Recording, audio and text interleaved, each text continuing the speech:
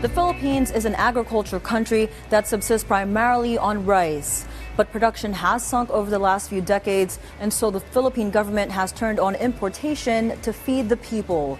But the president is hell-bent on turning the status quo around and vows to strengthen production and wean the country from regular rice importation.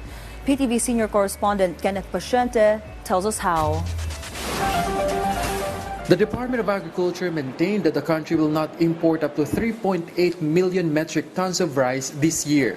This is the government's response following the U.S. Department of Agriculture's report that the Philippines is poised to be the world's top rice importer. Based on the USDA report, the Philippines will import 3.8 million metric tons of rice in the marketing year 2023 to 2024, higher than China's 3.5 million metric tons quota this year. The DA insists the Philippines is strengthening its own production of palay and rice to wean itself from the rice importation annually and ramp up local yield. And right now, according to DA, the price of rice is high in the global market and the perfect time to patronize locally produced rice and support the industry and farmers.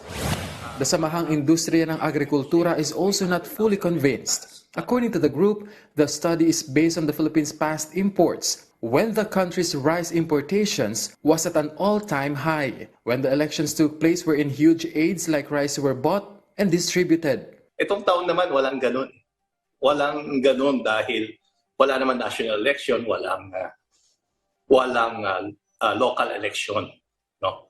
So dapat kino-consider 'yan. Bakit tumaas yung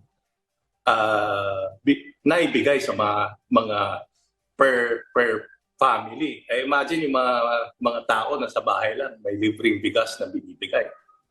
3 to 5 kilos.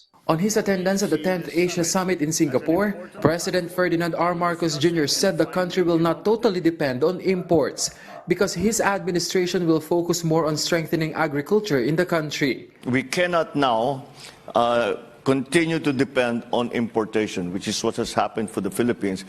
In the past years, it became the easy way out. Just import more rice, import more corn, import more everything.